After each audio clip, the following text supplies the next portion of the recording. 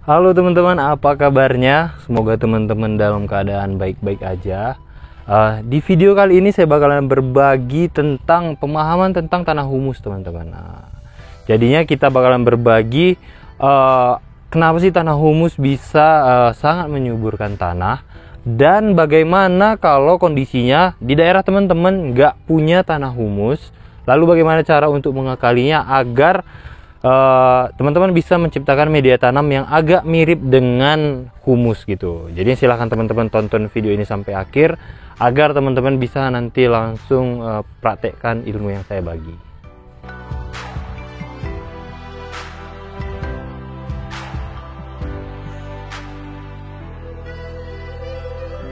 Yang pertama kita bahas adalah ciri-ciri tanah humus, teman-teman. Tanah humus itu biasanya kalau di bagian permukaan tanahnya waktu kita ambil dia berwarna hitam, sedangkan 30 cm ataupun 40 cm di bawah tanah hitam itu dia akan berwarna sedikit kecoklatan, teman-teman, hitam kecoklatan gitu. Jadinya nanti teman-teman kalau biasanya mendapatkan tanah humus, dia biasanya ada warna coklat dan ada warna hitam gitu.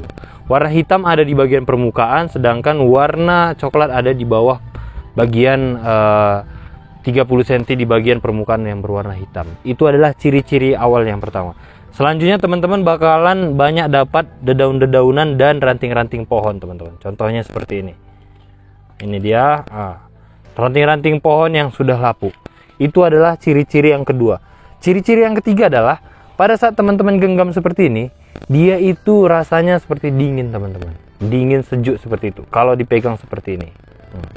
Itu adalah tanda untuk mengenalinya. Yang keempat adalah yang biasanya paling umum diketahui adalah pada saat dipecah tanahnya seperti ini, dia bentuknya itu halus, teman-teman. Nah, dia seperti ini. Dia halus, bentuknya halus. Kalau dia bentuknya tidak halus, pada saat dipecahkan dia sedikit menggumpal, berartinya tanah humus itu ataupun tanah tersebut dia mengandung tanah yang liat, teman-teman, atau sifat tanahnya liat itu. Itu beda dengan humus. Kalau humus pada saat dipecahkan dia bentuknya bulir-buliran kecil seperti pasir gitu. Itu adalah ciri-ciri tanah humus, teman-teman. Lalu tanah humus ini biasanya didapat di areal-areal hutan ataupun di areal-areal yang ekosistemnya itu belum terjamah oleh manusia gitu. Itu adalah biasanya didapat ciri-ciri humus. Humus itu banyak juga, ada humus dari hutan bambu, itu biasanya banyak di daerah Bogor. Ada humus dari hutan sawit ataupun biasanya itu berada di paritan-paritan ataupun tempat pengumpulan kelapa sawit, itu biasanya banyak tuh, pelepah-pelepah kelapa sawit maksud saya, itu banyak biasanya tanah-tanah humusnya. Bisa juga di hutan-hutan tropis juga banyak itu tanah humusnya. Selanjutnya adalah apa sih paling penting dari kegunaan ataupun unsur hara di dalam tanah humus ini? Kalau saya pribadi, pengalaman saya pribadi, yang pertama adalah dia ini bisa menetralkan zat kimia pada media tanam, teman-teman. Jadinya kalau saya buat media tanam, kalau ada tanah humusnya, lalu saya punya tanah biasa, itu biasanya saya kombinasikan dengan tanah humus, karena tanah humus ini sifatnya bisa menetralkan tanah. Selanjutnya ada kandungan mikroorganisme dan bakteri yang sangat banyak dan baik, teman-teman. Karena kita ketahui bahwa tanah humus itu berasal dari pelapukan sisa-sisa organisme. Organismenya bisa aja hewan ataupun dedaun-dedaunan ataupun ranting-ranting, teman-teman. Jadi kandungan organik mikroorganismenya sangat bagus. Yang ketiga adalah bagaimana keunggulan dia bisa menjaga kelembapan tanah dan menyimpan air gitu. Itu adalah yang paling unggul. Ketiga ini tadi, dia bisa menyimpan air, kandungan organisme tanahnya bagus, dan yang ketiga ini tadi dia bisa menetralkan tanah. Itu dia hal yang paling untung. Lalu untuk kombinasi penggunaan humus ini tadi, teman-teman bisa lihat bagaimana cara saya meracik media tanam pada video-video sebelumnya, yaitu dengan judul bagaimana cara meracik media tanam untuk tanaman gitu. Nah, silakan teman-teman, di situ saya gunakan humus untuk meraciknya. Selanjutnya adalah kalau di daerah teman-teman, terkhusus di perkotaan, kalau susah mencari humus, Lalu bagaimana untuk cara kita mengakalinya agar teman-teman punya media tanah ataupun tanam seperti ini yang dia menyerupai humus. Selanjutnya kita bahas bagaimana kita membuat racikan tanah yang menyerupai humus, teman-teman. Di sini ada alat dan bahannya. Yang pertama ini bahan-bahannya ini adalah tanah biasa, tetapi ini kemarin kondisinya ini adalah tanah bekas media tanam ataupun polybag yang tanamannya sudah mati, teman-teman. Itu makanya teman-teman bisa lihat ada sekam-sekam padinya sedikit. Jadi kita anggap ini adalah tanah yang biasa dan netral gitu. Selanjutnya ini adalah pupuk kandang kotoran ayam. Untuk pupuk kandangnya sendiri teman-teman bebas gunakan, boleh pupuk kandungan kandang ayam, kerbau ataupun sapi, boleh-boleh aja. Tapi memang setiap pupuk kandang memiliki kandungan unsur hara yang berbeda. Tetapi patokan kita adalah bagaimana membuat unsur hara organik ataupun mikroorganisme dalam media tanam itu bagus. Jadi teman-teman harus gunakan pupuk kandang. Yang selanjutnya adalah di sini saya gunakan rumput, teman-teman, karena ini yang gampang ditemukan. Kalau di daerah teman-teman banyak dapat daun-daunan hutan, ranting-ranting ataupun yang sejenisnya, silahkan teman-teman gunakan. Untuk jumlahnya sendiri, rumput ini dia teman-teman dia sebenarnya banyaknya dia menyesuaikan bagaimana media bentuk dari potnya ataupun tempat penyimpanannya gitu. Teman-teman kalau rumput sendiri boleh gunakan rumput yang berdaun lebar, berdaun kecil, dia nggak masalah. Jadi ini adalah ketiga bahannya tadi. Selanjutnya adalah silahkan teman-teman cacah ini nih, daun rumput ini sampai dengan ukurannya sekecil mungkin, seperti ini. Karena kenapa harus semakin kecil? Karena kalau dia semakin kecil, maka proses untuk pembusukannya bakalan lebih cepat. Itu adalah gunanya dipotong dengan kecil-kecil. Ini dia.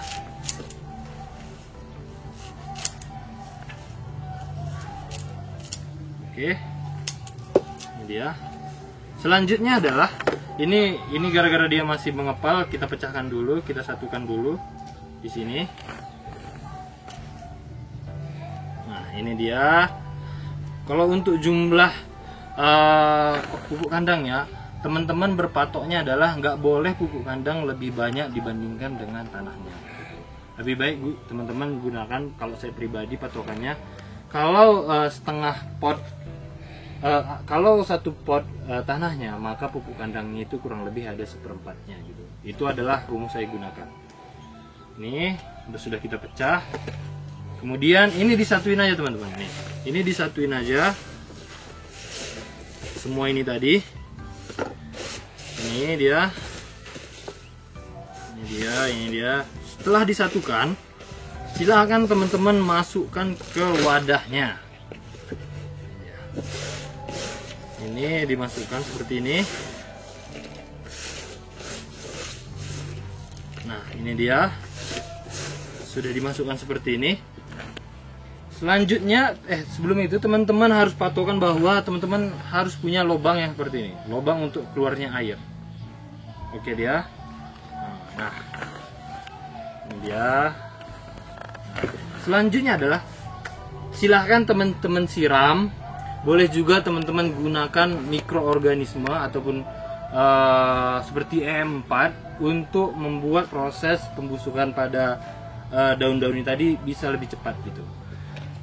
Itu dia sebenarnya mengkondisikan teman-teman. Tapi kalau teman-teman mau natural aja, boleh tinggal siram dengan air bersih sampai dengan dia becek, teman-teman. Ini dia, ini saya proses siramnya. Ini kebetulan saya menggunakan mikroorganisme, teman-teman. Nah, ini dia. Pokoknya patokannya sampai dengan dia becek, sampai dengan air itu menetes. Oke? Sampai dia menetes. Selanjutnya adalah hal yang paling penting adalah silahkan teman-teman tutup permukaan ini dengan serapat-rapatnya mungkin. Kalau saya di sini gunakan koran seperti ini. Ini dia. Dan ini nanti teman-teman jangan lakukan penyiraman sampai dengan dia kalau saya biasa sampai dengan 2 bulan, teman-teman. Saya nggak ada lakukan penyiraman, biarkan aja sampai dia 2 bulan. Kalau saya 2 bulan karena memang saya kalau mau buat kompos itu dia komposisinya banyak tanah gitu, sampai dengan 100 karung gitu. Ini hanya sebagai contoh aja. Nah, setelah tadi teman-teman tutup, bentuknya seperti ini teman-teman. Teman-teman boleh gunakan plastik aja, tapi dengan patokan adalah plastik tersebut tidak tembus cahaya. Teman-teman boleh gunakan mulsa. Kalau saya gunakan seperti ini karena tadi memang nggak ada plastik di daerah saya. Maksud saya nggak ada plastik di greenhouse saya ini. Jadi saya gunakan seperti ini. Ini hanya contoh aja teman-teman. Tetapi dengan patokan bahwa dia jangan sampai tembus cahaya.